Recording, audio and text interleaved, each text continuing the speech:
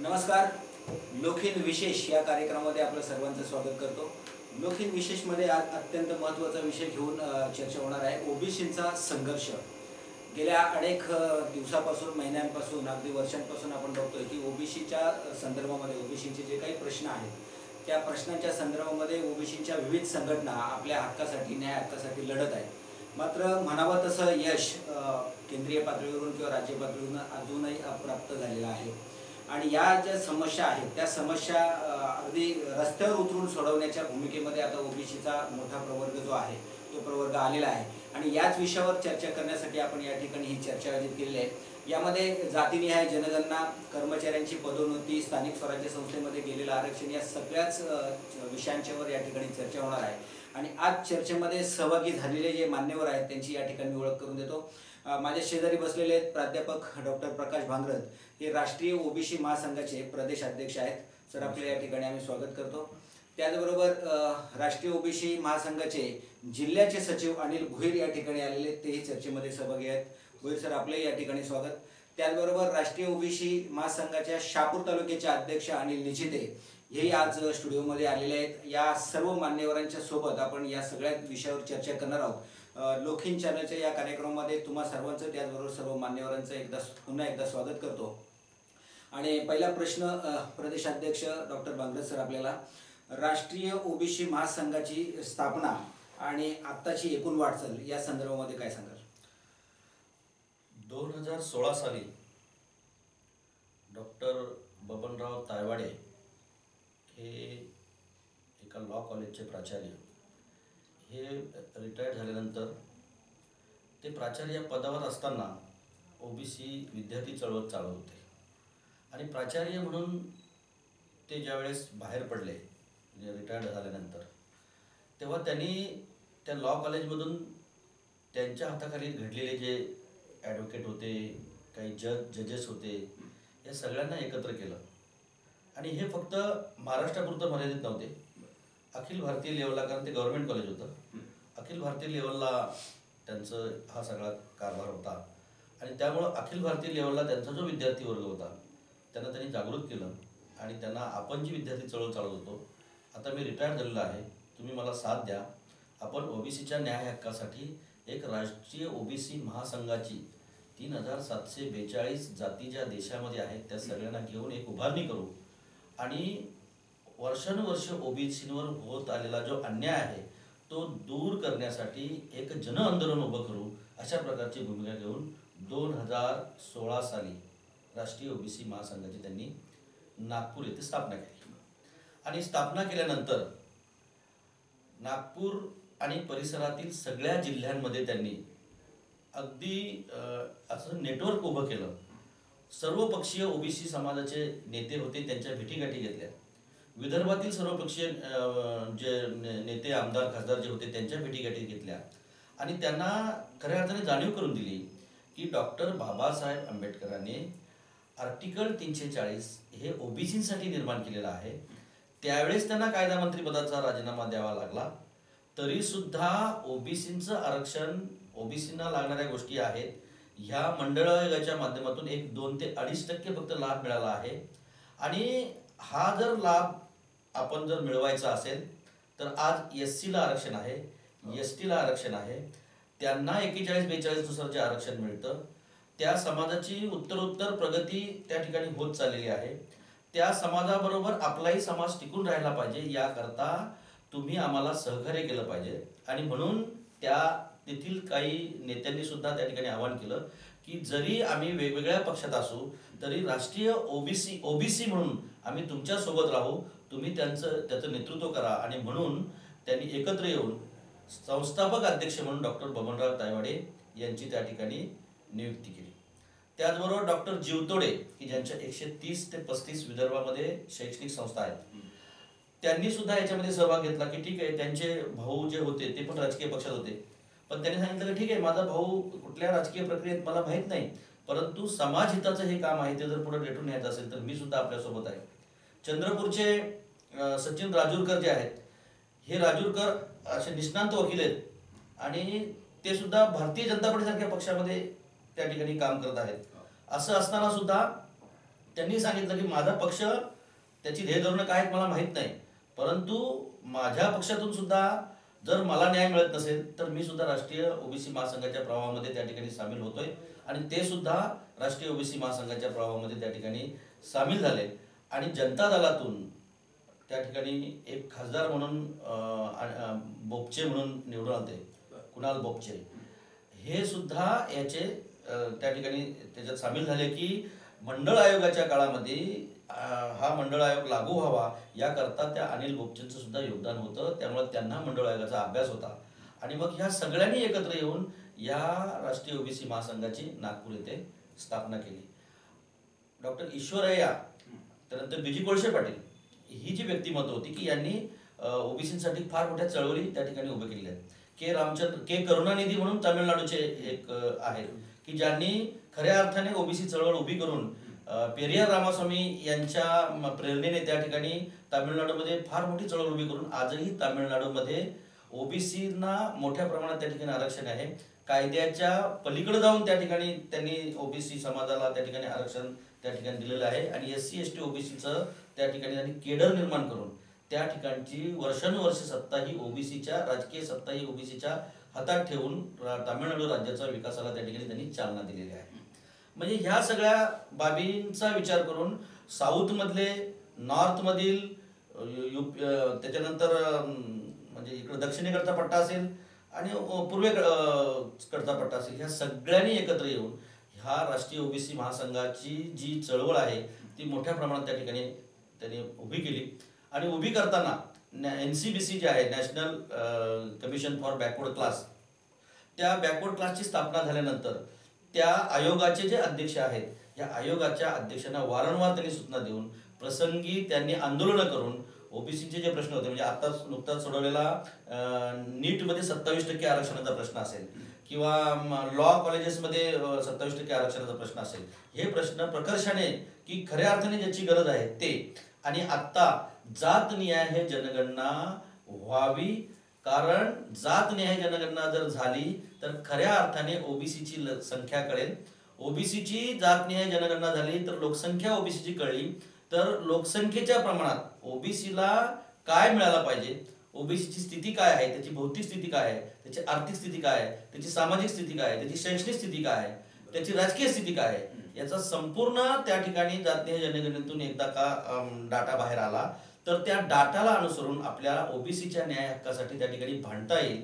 ओबीसीच्या ज्या ज्या ठिकाणी अन्याय झालेला आहे त्या अन्यायाविरुद्ध भांडून त्या आपल्या समाजाला न्याय मिळवता येईल, ह्या उदात्त हेतूने त्यांनी ह्या राष्ट्रीय ओबीसी महासंघाची स्थापना केली आहे. बरोबर. भोईर सर, प्रश्न असा आहे की म्हणजे अगदी स्वातंत्र्यपूर्व काळापासूनचा हा जनगणनेचा विषय, म्हणजे मला वाटतं 1930ला ही शेवटची जनगणना झाली, याच्या 31ला, याच्यानंतर मात्र जनगणना झाली नाही. नेमकं काय कारण आहे की तेव्हापासून तर आतापर्यंत जनगणना होत नाही, म्हणजे फक्त ओबीसींची अनेक वेळा आपण भांडताना दिसतो. आता मात्र ह्या 2-4 वर्षाचा जर विचार केला तर मोठ्या प्रमाणामध्ये तशा पद्धतीची एक जनजागृती ओबीसी समाजामध्ये दिसते. मात्र नेमकं घोडा अडलाय कुठं आणि याच्यामध्ये काय, म्हणजे आता ज्या पद्धतीने सरांनी सांगितलं की ओबीसींना खरंच जर लाभ द्यायचा असेल तर एकमेव पर्याय म्हणजे जाती न्याय जनगणना, ती जर झाली तर 100% आकडेवारी कळते आणि तशा पद्धतीचे लाभही आपोआप मिळतील. का जाणीवपूर्वक ओबीसींची जनगणना होत नाही, काय राष्ट्रीय ओबीसी महासंघाला काय वाटतं? सर, जनगणनेचा इतिहास बघा तो 1931 नाही तर 1881 साली 81 पर्यंत पहिल्यांदा जनगणना झाली. या देशामध्ये इंग्रजांचं राज्य होतं हे आपल्याला सगळ्यांना माहीतच आहे. इंग्रज भारतामध्ये आले, त्यांनी इथे राज्य केले, पण राज्य करताना इंग्रजांच्याकडे त्यांची काही तत्वही होती. त्यांनी त्यांच्या असं लक्षात आलं की इथला जो प्रस्थापित वर्ग आहे, या प्रस्थापित वर्ग इथला जो बहुसंख्य असणारा जो वर्ग आहे याच्यावर वर्षानुवर्ष यांच्यावर राज्य करत आहे, यांच्यावर जुलूम करत आहे, यांच्यावर अन्याय करत आहे.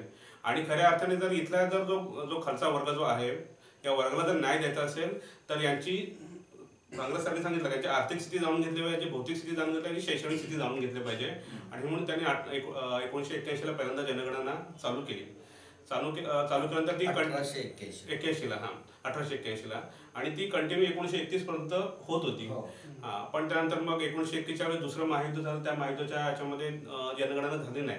मग त्याच्यानंतर मग जेव्हा कॉन्स्टिट्यूशनमध्ये रिझर्वेशन देण्याचा प्रश्न आला त्यामुळे बाबासाहेब आंबेडकरांनी SC/ST रिझर्वेशन दिलं, त्यांना ओबीसींनाही रिझर्वेशन द्यायचं होतं आणि ओबीसींसाठी त्यांनी सगळ्यात पहिल्यांदा कलम 340 बनवलं, ते ओबीसींसाठी बनवलं.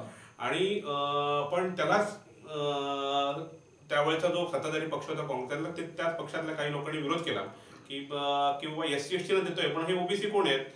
तर मुळात ओबीसीची ओळखच अशी त्यावेळेस घटनेमध्ये अशी नव्हती. म्हणून बाबासाहेब आंबेडकर 340 कलमामध्ये असं म्हटलं की इथे एक आयोग बसवला जावा, याच्यामध्ये ओबीसीचं सर्वेक्षण केलं जावं, ओबीसीची स्थिती काय आहे देशामध्ये ही जाणून घेतली जावी आणि त्याप्रमाणे मग या आयोगाच्या अहवालानुसार यांना रिझर्वेशन दिलं जावं. पण प्रस्थापित गव्हर्नमेंट 1943 जी गव्हर्नमेंट आली त्या प्रत्येक गव्हर्नमेंटने ओबीसीची जनगणना म्हणजे मुळात 1948चा जो कायदा जो बनवला नेहरून त्याच्या कायद्यामध्येच म्हटलेलं आहे की आम्ही SC/ST जनगणना करू, ओबीसीची जनगणना करणार नाही.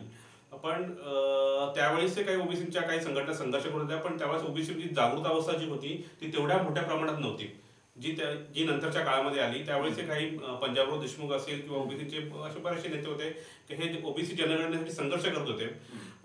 पण मग अगदी 1970-71 पण तशीच कंडिशन होती. पण त्यानंतर देशामध्ये अशी एक अवस्था आली की देशामध्ये मोठ्या प्रमाणामध्ये काँग्रेस विरुद्ध असंतोष होता आणि मला वाटतं त्यानंतर मग इंदिरा गांधी 1975 आणीबाणी लागू केली आणि त्याच्यानंतर मग मोरारजी देसाई सरकार आलं. मोरारजी देसाईंनी म्हटलं की बाबा माझं सरकार आल्यानंतर मी तुमची ओबीसीचा कालेरकर आयोग जो नेहरूंच्या काळात जो बनवलेला होता आणि नेहरूंनी तो दाबून ठेवला, तो आयोग मी तुमचा लागू करेल.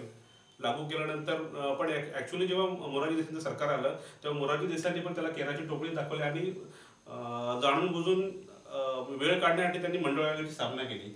मंडळ आयोगाने 10 वर्ष देशभर फिरले, त्याचा अहवाल बनवला. 1980 त्यांचा अहवाल त्यांनी दिला आणि त्यानंतर मग तो इम्प्लिमेंट झाला 1991 मोरारजी यांचं सरकार आल्यानंतर, VP सिंग सरकार आल्यानंतर.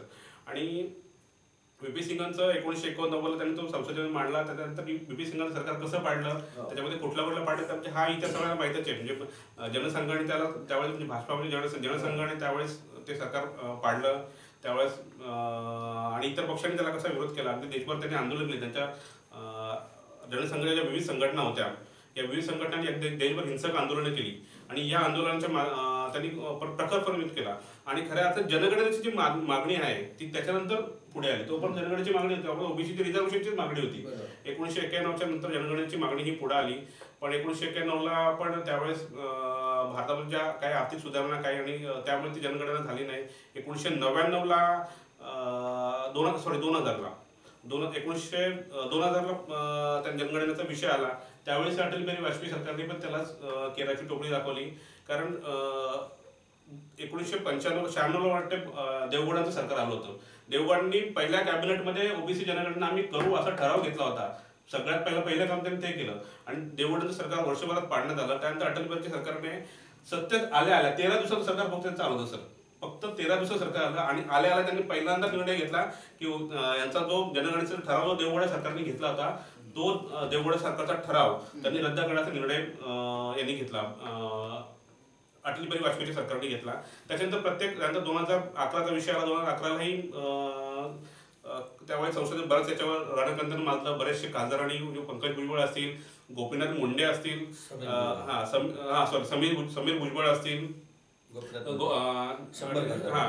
एक अँटोनी असतील, तर असे बरेचसे जे ओबीसीचे नेते होते त्या नेत्यांनी लोकसभेमध्ये याच्यावर जोरदार आवाज उठवला. पण तत्काळी सरकारने सांगितलं की बाबा आता आमची ओबीसीची ऑलरेडी जी जनगणनाची जी प्रोसेस आहे ती ऑलरेडी कम्प्लीट झाली आहे, स्टेशनरी प्रिंट झाली आहे, तर आम्ही या सामान्य जी जनगणना आम्ही करणार नाही, जनगणना आम्हाला करता येणार नाही. आणि त्यांनी ती जनगणना तो विषय त्यांनी सांगितला की आता आम्ही पुढचा जो ग्रामविकासाचा सर्वे जो होणार आहे त्या सर्वेमध्ये ही जनगणना कम्प्लीट करून घेऊ. पण सर्वेमध्ये आणि जनगणनेमध्ये फरक असतो. जनगणनेमध्ये प्रत्येक घराघरामध्ये जाऊन माहिती गोळा केली जाते. पण त्यांनी काय केलं त्यावेळी 2011ला जी जनगणना केली ही ग्रामविकासाचा तो ऍक्च्युअली तो सर्वे होता आणि सर्वेमध्ये त्याने सॅम्पल बेसवर तो त्यांनी ती माहिती गोळा केली. त्याच्यामध्ये असंख्य चुका होत्या. त्याच्यानंतर मग जे गव्हर्नमेंट आलं 2014ला भाजपाचं नरेंद्र मोदी सरकारच्या अध्यक्षतेखाली त्या सरकारने पण त्याच्यावर जाणून बुजून दुर्लक्ष केलं आणि तो जनगणनेचं आव्हान त्यांनी कधीच बाहेर येऊन दिला नाही इव्हन त्यांचं ज्यावेळी कोर्टाने त्यांनी माहिती विचारली, मद्रास कोर्टाने त्यांना माहिती विचारली, जनगणनेची माहिती विचारली, तेव्हा नरेंद्र मोदी सरकारने ॲफिडेव्हिट तिथं दिलेलं आहे किंवा आम्ही जनगणना करणार नाही असं ॲफिडेव्हिट त्यांनी दिलेलं आहे. आणि ती जी त्यांनी त्यासाठी 2011चा जो सर्व्हे होता, हा सर्व्हे त्यांनी जेव्हा ओबीसीच्या संघटना सरकारमध्ये जात होत्या, या संघटनांना वेळोवेळी अशी उत्तर देते की आम्ही तो 2011चा आम्ही माहिती देऊ, पण हे देत नव्हते. आम्ही त्याच्यावर समिती बसवलेली आहे. समितीसाठी त्यांनी 3 लोकांची समिती बसवली, पण त्याच्यामध्ये एका सदस्याची अपॉइंटमेंट केली. नियोजन आयोगाचे जे अध्यक्ष होते अरविंद पनगडिया, त्या पनगडियांना त्यांनी त्या समितीचं अध्यक्ष बनवलं गेलं आणि बाकी 2 सदस्य होते याची नेमणूक कधी झाली नाही. आणि हे अरविंद पनगडिया पण 2 वर्षांतर त्यांनी ते अध्यक्षपद सोडलं आणि ते कोलंबिया युनिव्हर्सिटीमध्ये प्राध्यापक म्हणून ते शिकवण्यासाठी निघून गेलं. आणि आजपर्यंत या सरकारने या जनगणनेचं जे आश्वासन आहे हे त्याने जी मागणी आहे ती त्यांनी पूर्णही केली नाही आणि तो अहवालही येऊन दिला नाही. इव्हन 2019ची जेव्हा निवडणूक होती त्यावेळेस बहुसंख्य ओबीसी वर्गाला मतदान आकर्षित करण्यासाठी भाजपाने जे तत्काळचे गृहमंत्री होते राजनाथ सिंग, त्या राजनाथ सिंगाने असे सांगितलं की आम्ही जर सत्तेमध्ये आलो तर आम्ही ओबीसी जनगणना करू. पण ऍक्च्युअली सत्तेत आल्यानंतर त्यांनी आता मला वाटतं 2 महिन्यापूर्वीच आताचे जे राज्य गृहमंत्री आहेत त्यांनी रॉय यांनी लोकसभेत सांगितलं की आम्ही ओबीसीची जनगणना करणार नाही. म्हणजे मला सांगायचं एवढंच आहे की प्रस्थापित जी सरकार आहेत, जी लोक ज्या सत्तेमध्ये बसलेले आहेत ते मध्ये सगळी सरकार असेल, मी कुठल्या एका सरकारला दोषी धरत नाहीये, पण फक्त ओबीसीना आश्वासन दिले जातात जाणून बुजून या वर्गाला डावळण्याचं. कारण हा वर्ग बहुसंख्य आहे. एसटी ओबीसीच्या 22% रिझर्वेशन देऊन त्यांना थोडा फरक पडत नाही, पण जर ओबीसीनं जर रिझर्वेशन दिलं तर ओबीसी हा 52% आहे आणि त्यांच्या लोकसंख्येवर रिझर्वेशन द्यायचं तर नक्की ओबीसीच्या जागा ज्यांनी खाल्ल्या त्यांना खुर्च्या खाली कराव्या लागतील आणि जाणून बुजून या ओबीसी प्रवर्गाला हे रिझर्वेशन त्यासाठी दिलं जात नाही आणि ओबीसी जनगणना केली जात नाही. याच्यावर काय सर मला सांगायचं, सरांनी भूमिका मांडली त्यात दुजेपणा असं नाही, परंतु 1953ला कालेलकर आयोग जेव्हा लागू झाला आणि कालेलकरांनी देशभर फिरून 500 जिल्ह्यांमध्ये त्यांनी जो काय अभ्यास केला, आता कुठलाही आयोग नेमला जातो ह्या आयोगाची नेमणूक राष्ट्रपती करतात आणि आयोगाची नेमणूक राष्ट्रपती करत असल्या कारणाने त्यावेळचे राष्ट्रपती डॉक्टर राजेंद्र प्रसाद यांनी तत्कालीन पुण्याचे खासदार काकासाहेब कालेलकर यांची त्या ओबीसी आयोगावर नेमणूक केली होती. आता काकासाहेब कालेलकरांनी जो डाटा जमा केला, साहजिकच आहे आपण ज्यावेळी संसदीय कामकाज जेव्हा पाहतो तेव्हा एक गोष्ट आपल्याला येते की आयोग हा राष्ट्रपतींच्या अधीन असतो आणि आयोग हा राष्ट्रपतींच्या अधीन असल्या कारणाने राष्ट्रपतीने जो आयोग नेमला, जो काही आयोगाने केलेलं काम आहे ते राष्ट्रपतींच्या हाती सुपूर्द करायचं असतं. सगळ्यात जास्त महत्त्वाचं याच्यामध्ये मला हे वाटतं की राष्ट्रपतींच्याकडं काकासाहेब कालेलकरांनी जेव्हा त्या आयोगाची माहिती सुपूर्द केली, ज्या शिफारशी केल्या, तेव्हा कुठलाही राष्ट्रपती हा ते जे सरकार असतं त्याला सूचना करून तो आयोग लागू करत असतो. राष्ट्रपतीने कितपत नेहरूंकडं तो हे मांडला आणि पोहोचवला हे मोठं प्रश्नचिन्ह आहे.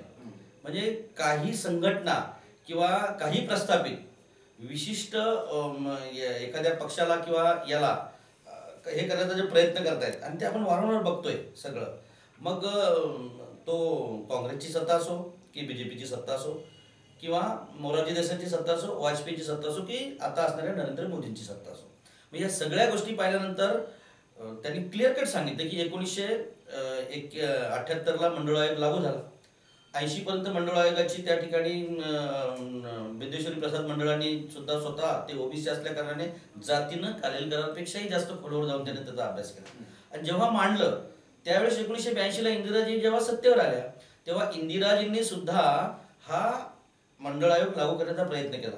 पण ज्या दिवशी त्या घोषणा करणार त्याच्या दुसऱ्या दिवशी लगेच देशभर दंगली उसळल्या गेल्या आणि हे थांबवलं गेलं. म्हणजे एक विशिष्ट संघटना विशिष्ट प्रस्थापितांची फळी हे दाबण्याचा प्रयत्न करते.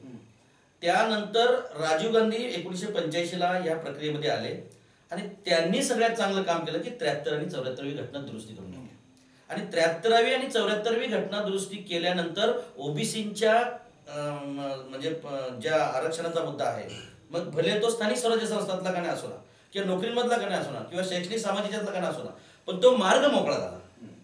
व्ही.पी. सिंग साहेबांनी आल्यानंतर हिमतीने तो लागू केला. म्हणजे माझं पंतप्रधान पद गेलं तरी चालेल.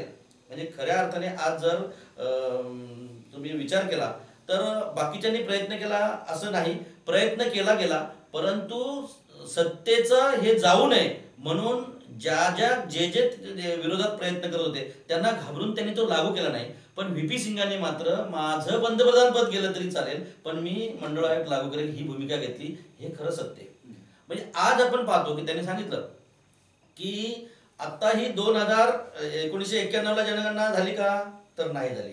सरकार पाडलं नसतं तर ती जात नाही जनगणना झाली असती. सरकार व्ही.पी. सिंगांचं सरकार पाडण्याचा हेतूच तो आहे की जर हे मंडळ आयोग लागू करू शकतात तर ओबीसीची जातनिहाय सुद्धा जनगणना करू शकतात. आणि यांनी जर ओबीसीची जातनिहाय जनगणना केली तर पुढील भविष्यात या देशावर जे प्रस्थापितांचं राज्य आहे ते बाजूला होईल आणि सर्वसामान्यांचं राज्य खऱ्या अर्थाने लोकशाही राज्य प्रस्थापित होईल. ही खरी गोष्ट आहे. त्यानंतर 2001ला पण तीच भूमिका घेतली. म्हणजे वाजपेयी जरी होते तरी त्यांनी ते करू शकले नाही. 2011ला जो काही गदारोळ झाला म्हणजे काँग्रेसचे वीरप्पा मोईली असतील किंवा ए.के. अँथनी असतील किंवा समीर भुजबळ असतील किंवा गोपीनाथजी मुंडे असतील. गोपीनाथजी मुंडे जरी विरोधी पक्षाचे असले तरी त्यांनी जी गोष्ट ज्या पद्धतीने लावून धरली, समीर भुजबळ हे तर आज ओबीसीचा सगळ्यात जास्त अभ्यास कोणाला असेल ओबीसी संदर्भातला तर नामदार छगन भुजबळ साहेबांना तो अभ्यास आहे. आणि त्यांनी ती देशभर लाट निर्माण करण्याचाही सुद्धा प्रयत्न केला. आणि खऱ्या अर्थाने आज ते ज्या पक्षात आहेत त्या पक्षातून असताना सुद्धा मागच्या सरकारच्या काळामध्ये त्यांना जे महाराष्ट्र सदनाच्या माध्यमातून कारण दाखवून त्यांना आत जे टाकलं गेलं, पण ते जरी कारण हे असं असलं तरी प्रत्यक्षात मूळ कारण जे आहे ते हे आहे ओबीसीच्या संदर्भातलं त्यांचं जे आक्रमक धोरण आहे यांना कुठेतरी दाबा, एक ओबीसीचा मसिया दाबला तर बाकी. कारण का मुंडे गेले, मुंडेंची मुंडी पिरगळली आणि त्याच्यामुळे ओबीसीची चळवळ थांबले. आता यांना दाबलं तर ते पूर्ण थांबेल. याही पलीकडे जाऊन इंदिराजींचा मृत्यू असेल, राजीवजींचा मृत्यू असेल, राजीवजींनी केलेली 73वी घटना दुरुस्ती असेल किंवा इंदिराजींनी केलेली 1982ची त्या ठिकाणी लागू करण्याची भूमिका असेल, या भूमिकानंतर त्यांचे झालेले मृत्यू हा सुद्धा संशोधनाचा विषय.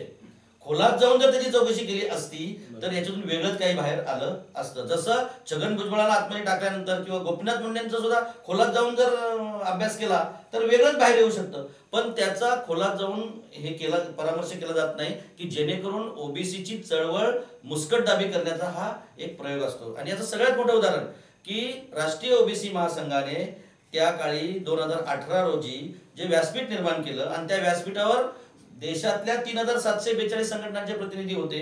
त्या प्रतिनिधींच्या राष्ट्रीय ओबीसी महासंघाच्या माध्यमातून राजनाथ सिंग गृहमंत्री म्हणून त्या याला आले आणि अधिकृत त्यांनी घोषणा केली की येत्या 2021च्या जनगणनेमध्ये ओबीसींची जातनिहाय जनगणना केली जाईल. आणि दुसऱ्या दिवशी हेडलाईनला सगळ्या पेपरला त्याची बातमी होती, कारण ती अधिकृत घोषणा होती. पण एवढं असताना 2019ला सत्तांतर झालं, मोठ्या प्रमाणात ओबीसी संघटनांनी भारतीय जनता पार्टीला मतदान केलं. त्यावेळेस जर हे त्यांना करायचं असतं तर त्यांनी पुन्हा राजनाथ सिंगांनाच गृह खात्याचा कारभार दिला असता.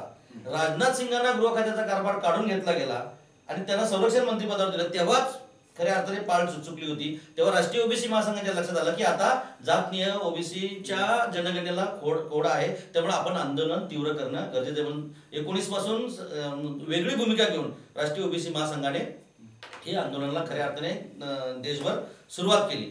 आणि त्याचा परामर्श लक्षात आला की रॉय नावाच्या गृहराज्यमंत्र्यांनी डिक्लेअर केलं, घटनापीठात म्हणजे संसदेत सांगितलं की ओबीसीची जातनिहाय जनगणना होणार नाही.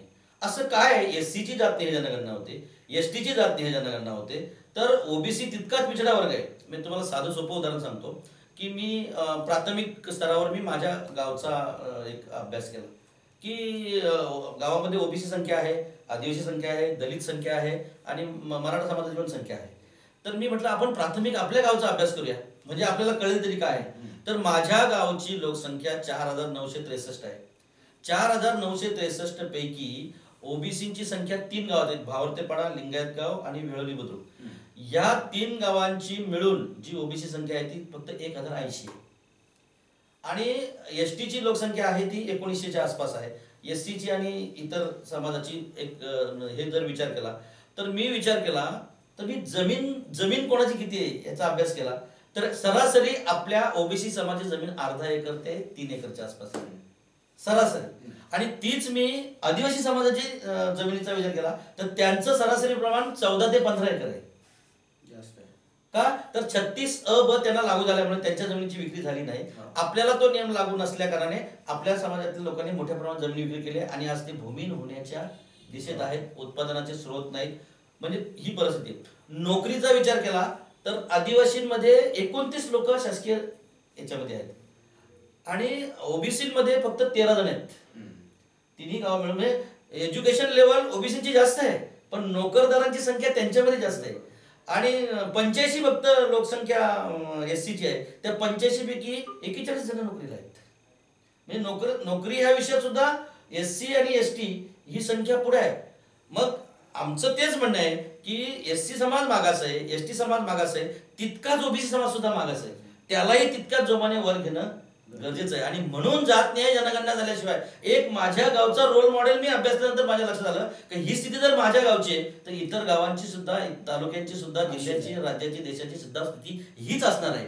त्याकरता आपण ओबीसी साठी त्या ठिकाणी मोठ्या प्रमाणात उतरलं पाहिजे. म्हणून मी बाकी सगळी कामं हे करून बाजूला करून या ठिकाणी राष्ट्रीय ओबीसी महासंघाचा प्रदेशाध्यक्ष म्हणून कामाला सुरुवात केली. आणि ही चळवळ कशी उभी राहील आणि एससी एसटी प्रमाणे ओबीसीना सुद्धा कसा न्याय मिळेल आणि एससी एसटी ओबीसी हे हातात हात घालून कसे भविष्यात काम करतील आणि या देशाचा एक भाग कसा होईल हीच भूमिका ठेवून आज आम्ही चळवळ उभी करतो. आपण आणखीन या विषयावर चर्चा करणार आहोत. बरेचसे अजून काही प्रश्न आहेत. नेमकं हे सगळं जाणीवपूर्वक कोणता वर्ग या सगळ्या बाबतीमध्ये ओबीसीचं आरक्षण नाकारण्याचा प्रयत्न करतोय किंवा जनगणना होऊ नये असं कोणत्या समाजाला वाटतं. आणि एकूणच आतापर्यंत पुढचा आणखीन प्रश्न म्हणजे जनगणनेचा विषय असतानाच स्थानिक स्वराज्य संस्थांमधलं असलेलं आरक्षण सुद्धा रद्द झालेलं आहे. याही संदर्भामध्ये नेमकी काय भूमिका घ्यावी लागणार आहे किंवा राष्ट्रीय ओबीसी महासंघाची भूमिका काय असणार आहे.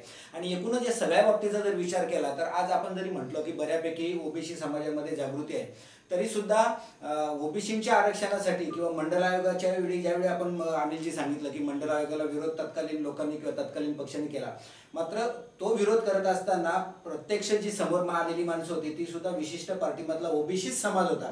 त्याच्यामुळे नेमका आता आपल्याला खऱ्या अर्थानं आपले हक्क आणि आपलं नेमकं ओबीसीला कोण त्रास देतोय किंवा कशा पद्धतीने आपल्याला जागृती करायची या संदर्भामध्ये सुद्धा लोकांना जाणीव जागृती करण्यासाठी ओबीसी महासंघाची काय भूमिका यावर चर्चा करू. एक ब्रेक घेतो, कुठेही जाऊ नका. आपण पाहत राहा लोकहित न्यूज चॅनल.